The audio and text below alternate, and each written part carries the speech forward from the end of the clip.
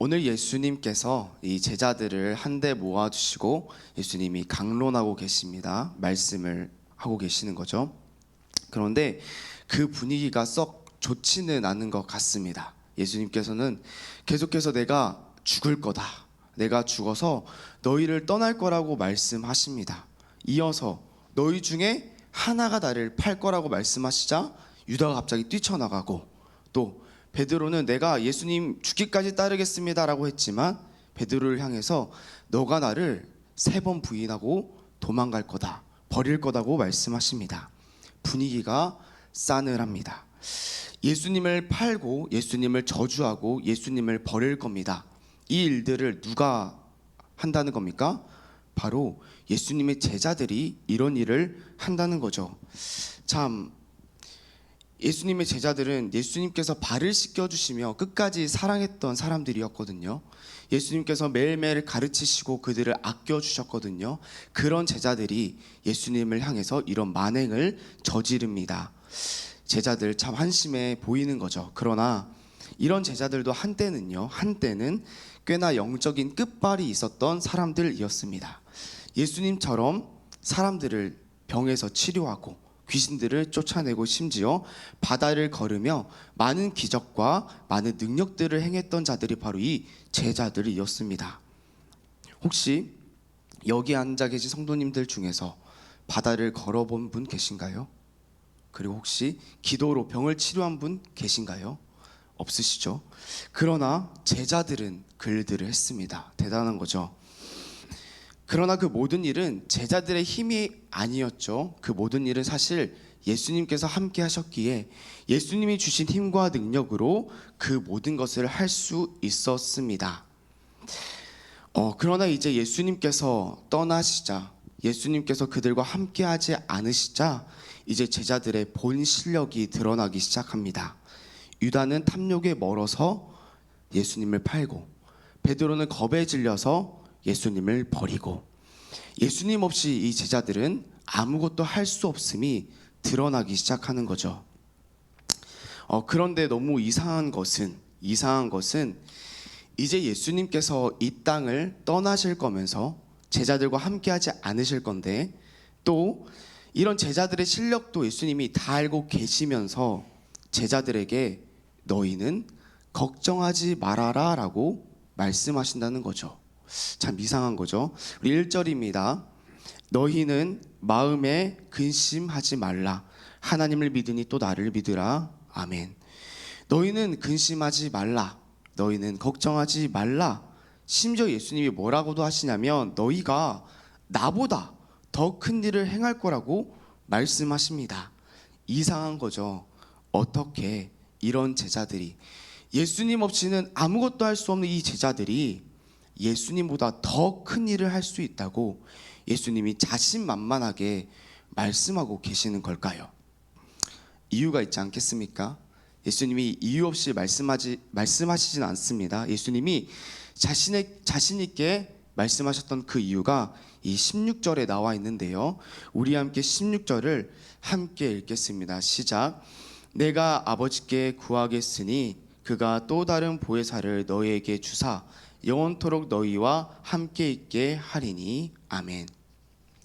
하나님이요, 예수님이 올라가실 때 하나님이 보혜사를 보내십니다. 보혜사, 카운셀러, 함께 하시고 도우시는 분을 보내주시는 거죠. 그런데 우리가 여기서 주목해 볼 단어가 있습니다. 바로 보혜사이긴 보혜사인데 또 다른 보혜사라고 말씀하십니다. 또 다른이란 수식어가 붙어 있는 거죠.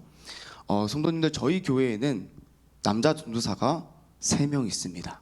양요한, 최바울, 유명근, 이 트리오 전도사 3명이 있는데 교회 사무실에 그 3명 중에 한 명인 양요한 전도사가 앉아 있다고 생각해 보시죠. 사진 보여주시겠습니까? 네, 이렇게 양요한 전도사가 이 사무실에 앉아 있는 겁니다. 그렇다면 성도님들이 이렇게 말씀하시겠죠. 사무실에 양요한 전도사가 앉아 있다, 이렇게 말씀하시겠죠. 깔끔합니다. 양요한 전도사가 앉아 있다.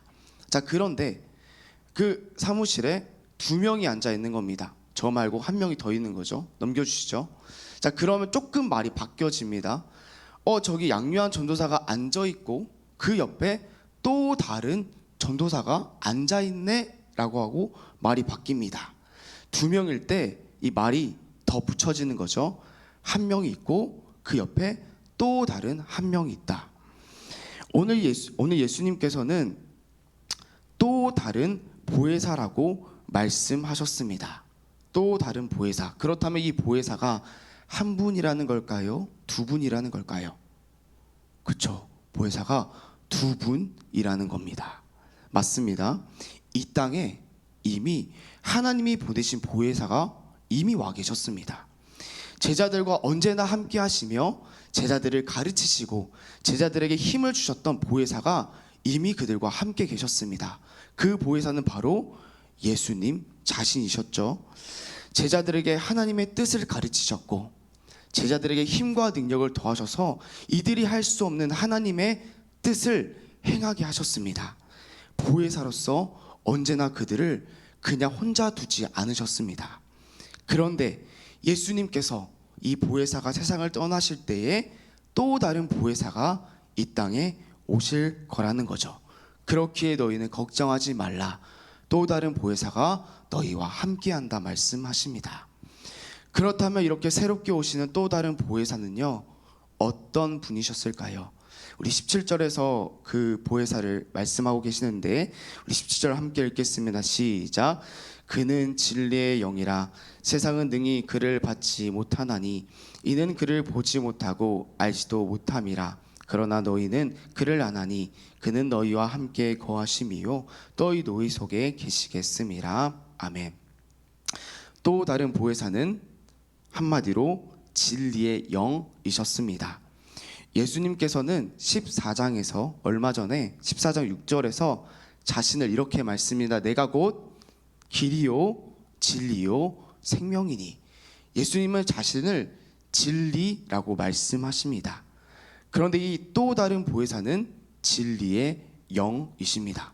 한마디로 예수의 영, 그리스도의 영이 바로 이 또 다른 보혜사입니다.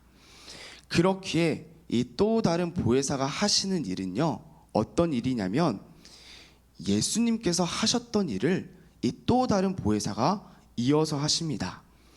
이전에 없었던 일, 예수님과 상관없는 일, 아주 새롭고 신비스러운 일을 하시는 분이 아니라 예수님께서 가르치셨던 것을 가르치시고 예수님께서 가르치셨던 것을 행할 수 있는 힘과 능력을 주시는 분이 바로 이 또 다른 보혜사 예수의 영이라는 거죠. 그래서 예수님께서는 26절에 더해서 이렇게 말씀하십니다. 보혜사 곧 아버지께서 내 이름으로 보내실 성령 그가 너희에게 모든 것을 가르치시고 내가 너희에게 말한 모든 것을 생각나게 하리라. 아멘. 예수님이 말씀하신 것, 예수님이 가르치신 것을 깨닫게 하시며 그 모든 것을 행할 수 있는 힘과 능력을 이 또 다른 보혜사가 우리에게 주시는 것이죠. 예수님은 이 땅을 떠나셨지만 제자들을 버려두지는 않으셨습니다. 혼자 두지 않으셨습니다. 또 다른 보혜사 예수의 영으로서 그들과 언제나 함께 하시겠다고 약속하고 계시는 거죠. 그래서 우리 18절에서 이렇게 말씀하십니다. 함께 읽겠습니다. 시작. 내가 너희를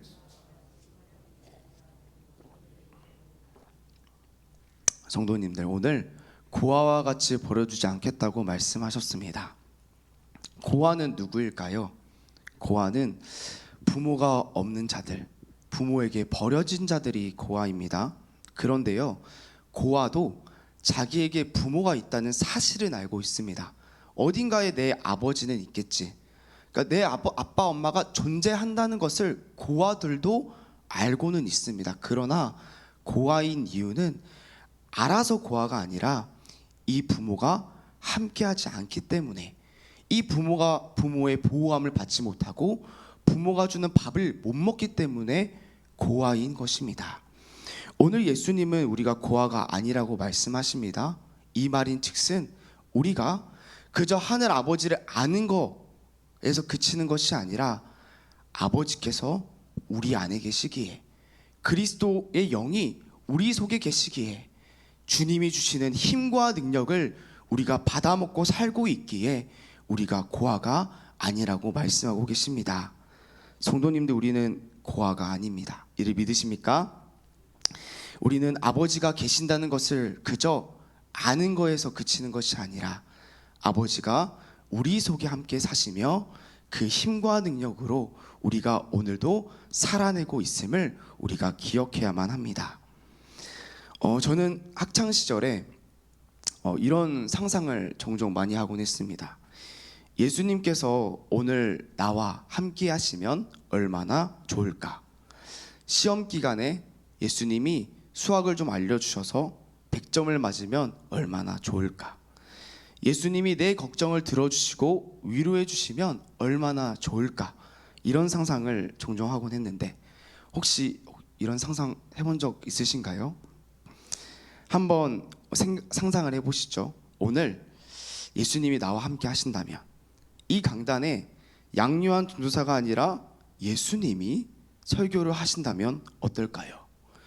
아마 마음이 많이 든든하시겠죠? 그리고 이 자리에 성도님들이 아주 가득가득 차 계실 겁니다. 오늘 직장을 나가기 전에 예수님께 안수기도 받고 출근한다면 벌써 마음에 힘과 용기가 차오르기 시작합니다. 오늘 회사에서 진상 손님으로 화가 나고 슬플 때 예수님이 메가커피 하나 사주시면서 나를 위로하시고 용서하라고 말씀하신다면 우리 마음이 얼마나 평안하고 바로 이렇게 용서가 되겠습니까? 예수님이 오늘 내 옆에 계신다면 어떨까? 우리는 이런 생각을, 이런 행복한 상상을 종종 하곤 합니다. 그런데 오늘 예수님께서 우리에게 말씀하시는 거죠. 그것은 상상이 아니라 너희가 살아가고 있는 현실이라고 말씀하고 계십니다. 예수님을 믿고 살아가는 너희들에게 그리스도의 영으로 내가 너희와 오늘도 함께하고 있다고 말씀하고 계시는 거죠. 이 새벽 기도에 양요한 전도사가 설교를 하고 있으나 오늘 그리스도의 영이 내 안에 계셔서 이 말씀을 듣게 하시고 깨닫게 하시고 가르치고 계십니다. 오늘 우리가 출근 전에 기도하고 나아갈 때에 그리스도의 영이 우리 속에서 함께 기도하시며 우리를 위해 중보하십니다. 오늘 우리가 너무 슬프고 힘들 때에 그리스도의 영 보혜사께서 우리 속에서 위로하시고 용서하라고 마음을 더하십니다. 오늘도 그리스도의 영이 우리 속에서 함께하고 계심을 우리가 기억해야 합니다. 성도님들, 우리는 고아가 아닙니다. 우리는 혼자가 아닙니다. 예수님이 우리를 꽉 붙잡으시며 지혜와 능력으로 오늘도 살아갈 수 있도록 힘을 더하고 계십니다. 그러나 우리는 인생을 살아가며 때때로 혼자라고 생각하고 또 고아 같다 생각하며 힘들어할 때가 종종 있곤 합니다. 오늘 말씀을 기억하시며 우리가 함께 고백하길 소망합니다. 주님, 저는 혼자가 아닙니다. 주님, 내 안에 주님 계십니다. 오늘도 여기에 주님 계십니다. 영원히 주님이 함께 하십니다. 그러므로 오늘 하루도 고아로 사시는 인생이 아니라 오늘도 예수님이 주시는 능력과 지혜로 인내하며 거룩하며 순결하며 거짓없이 사랑으로 힘있게 살아내시는 모든 성도님들 되시기를 소망합니다. 우리 함께 기도하시겠습니다.